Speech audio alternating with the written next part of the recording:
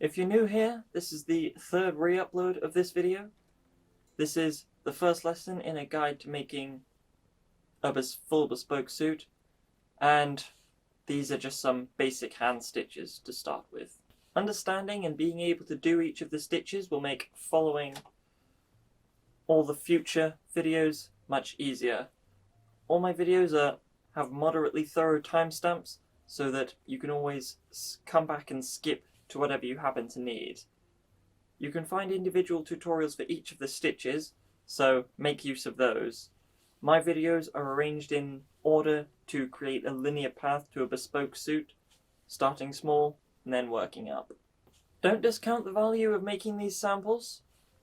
I wouldn't say you want to keep them or need to keep them, but I think I've refined a good system to learn and practice all the stitches you need, and admittedly a few that you don't. I've made the Tools of the Trades video, which maybe you've seen already, so you should have a multi-pack of betweens needles and basting thread and some regular thread.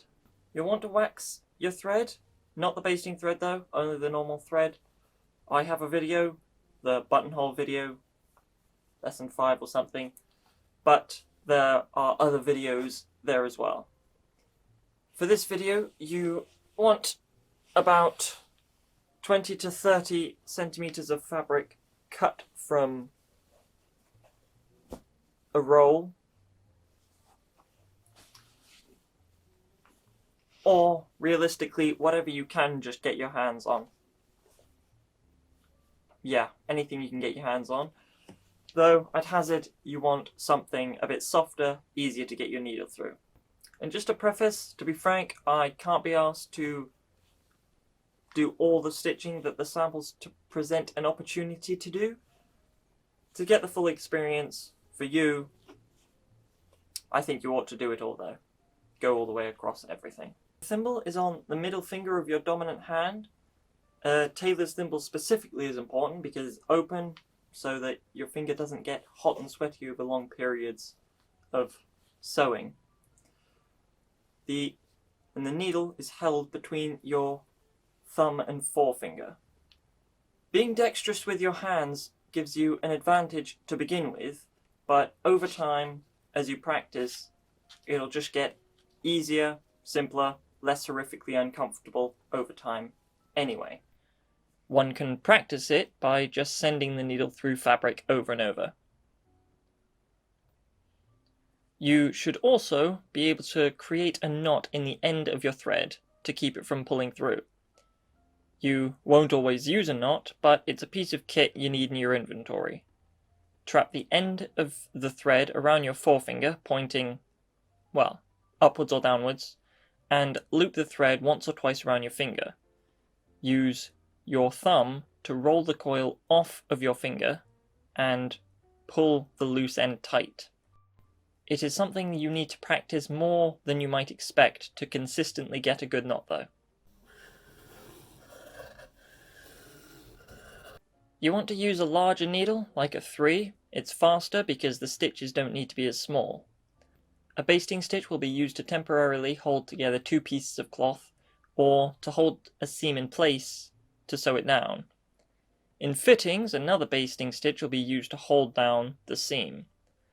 The basting stitch isn't dense, and then you can just go back over yourself a couple of times to finish it like a Spanish Moor. Uno, dos, tres, as it were.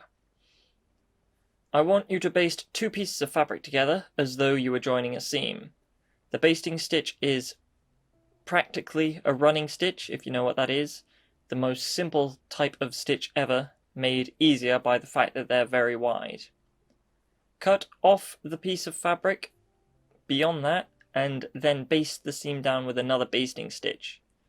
You've practiced the basting stitch twice, and you know what's up when you get to basting things for a fitting. It's a way of duplicating chalk markings from one side of fabric to another, mirroring it. It is sewn with doubled up basting thread rather than a single strand, and there's no need to knot it. It's a short stitch underneath and a long stitch on top, or a long stitch and a small gap. Then, as the two pieces are gently parted, you'll cut the threads, parting the fabric, leaving identical lines on both sides. Cut off some of your fabric and draw a chalk line about 5 centimeters away from the bottom. Then we're going to mark it. You can go two ways with the marking, either do a stitch underneath and a really long stitch on top, or keep the short stitches quite close together and leave an excess of thread between them. Cut the thread between the stitches and then separate the two pieces of fabric slightly in order to cut the thread on the inside, separating the two pieces of fabric completely, now with two mirrored lines. Now you will fold the hems up and double baste them down in order to move on to the next stitches.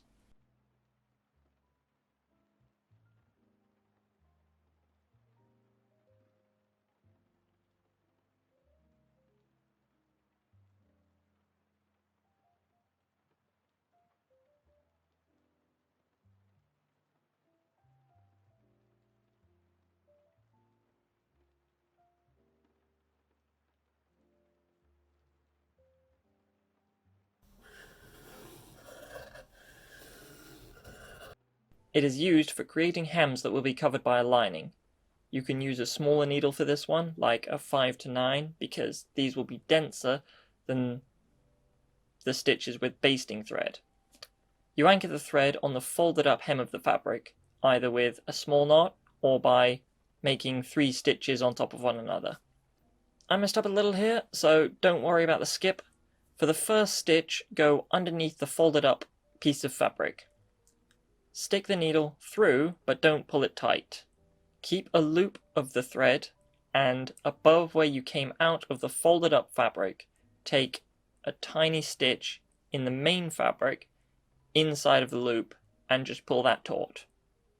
For the next stitch, go along and underneath the folded up fabric again and go through it without pulling taut. Keep the loop, make a small stitch inside of the loop and pull it taut, and so on and so forth. Keep the stitch you make in the main fabric as small as possible because we don't want it to be too obvious on the outside. You will close it at the bottom, but you will complete a loop closing it off at right angles. Or whatever, I don't care, nobody's going to see it. At the bottom, anchor it through with a Spanish moor, just 3 small stitches on top of one another, and that will hold the thread in place. And I mentioned a few stitches that you don't need. Yeah.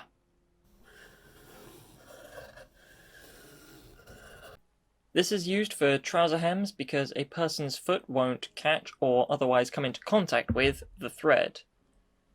It is sewn from left to right rather than normal.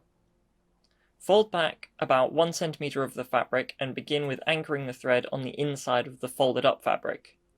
Or the piece that you just folded down, whatever. For the next stitch, on the outside piece of fabric, move backwards, or right, but push the needle forward. Then you will move backwards to the other side of the hem again, pushing the needle forwards. When doing the stitches, try to make the stitches on either side equidistant from the fold. That way, they'll practically be sitting on top of each other when the fabric is folded back up.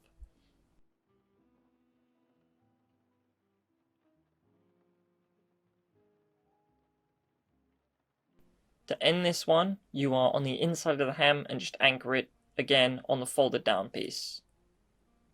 You can see twice that I caught the folded up fabric. Try and avoid that. It's best that you definitely use a much smaller needle for this one. You'll sew it on faster, be able to call it a day sooner, make it a happy hour. A lining is folded upwards, and that in your blanket stitch is placed inside to inside, the same way that it will look when done. They are then basted together, the stitching being ideally quite close to the edge of the lining. First, I'm going to do a normal fell stitch so that you can see how it's done usually. Secure the thread underneath the, lining. From there, take the smallest practical amount of the folded up edge of the lining. Go back into the main fabric, not through both layers, exactly where the stitch came out of the lining.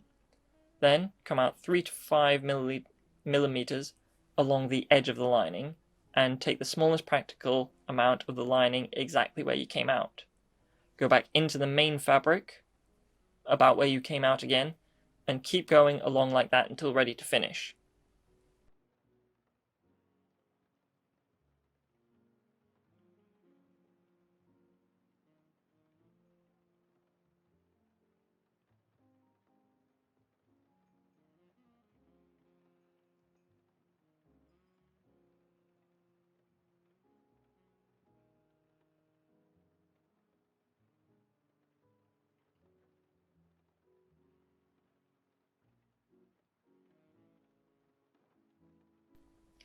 To finish, go through the lining one last time, stitch through the main fabric, but when you come up again, don't catch the lining this time. Move it out of the way to make 3 stitches, preferably hidden underneath the lining. That's the felling stitch in its most common use, but an important use is along the hem of the jacket. Like before, fold up some lining and place it inside to inside with your cross-stitched fabric. But when basting them together, baste further away from the edge of the lining.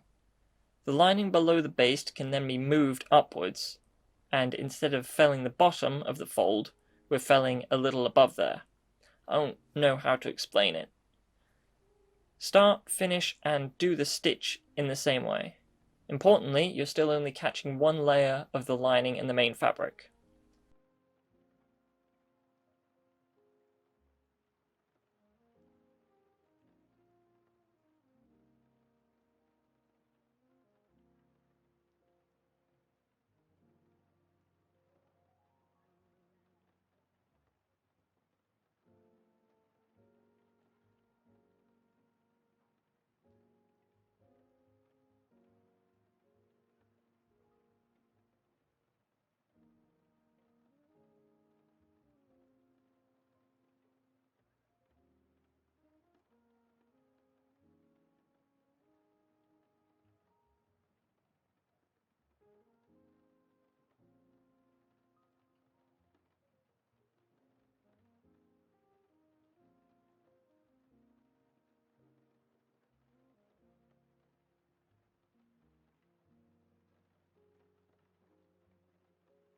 It's done this way so that the lining is dangling and has a few centimeters of movement and won't ever pull the main body of the jacket up.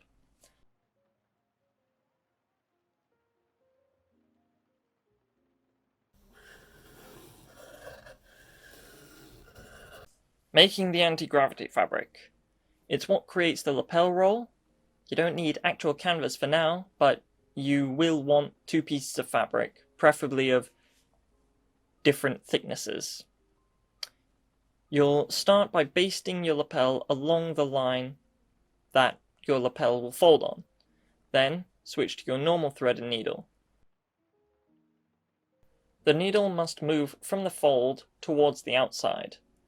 You move from the lapel break upwards to start with, moor the thread on the top fabric without catching the other piece, and stitch upwards parallel to the break line you drew with the fabric flat for now.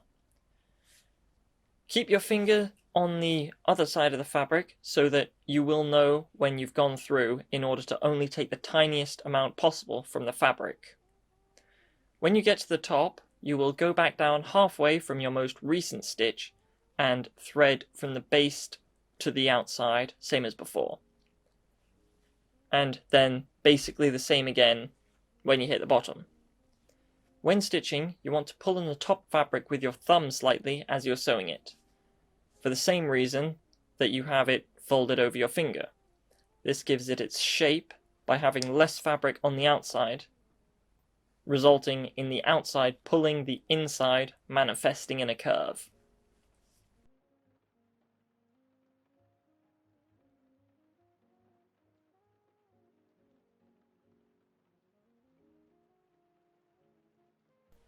When you inevitably run out of thread, stitch in the same spot, only through the top layer of fabric. Take some more thread, secure the thread where the next stitch would be in the same fashion, and then continue like nothing happened. When you're done, and if it's done right, the outside of the fabric should be pop marked at regular intervals and should be both satisfying to touch and to look at. Here the pockmarks aren't so small and invisible, but that's because calico is exceptionally light and it's more difficult to catch only a single piece of the weave. It takes practice, and as you start, you should very frequently check the stitch before committing to it so that you've only caught a small amount of the fabric. I decided that I needed to create a stronger foundation for prospective tailors to stand on. My first two videos always seem to be subpar. Well, not always, but usually I have alternative videos linked in the description, but whether I watch them or not is another matter entirely. Leave a comment, and someday I might work up the courage to actually look at them, but at the moment, whenever I get an email or notification telling me I have a comment, my adrenaline spikes, so I throw my phone away and run for it. Honestly, I'm becoming more and more proud of my efforts here on YouTube. Video quality leaves a lot to be desired, but I think that's more of an equipment issue. I quite strongly light the videos, but then that just presents a color correction and ISO expertise problem. Audio also isn't perfect, but I think it's better now than it was. I'm doing the best I can. It's just a coincidence that my best is shit.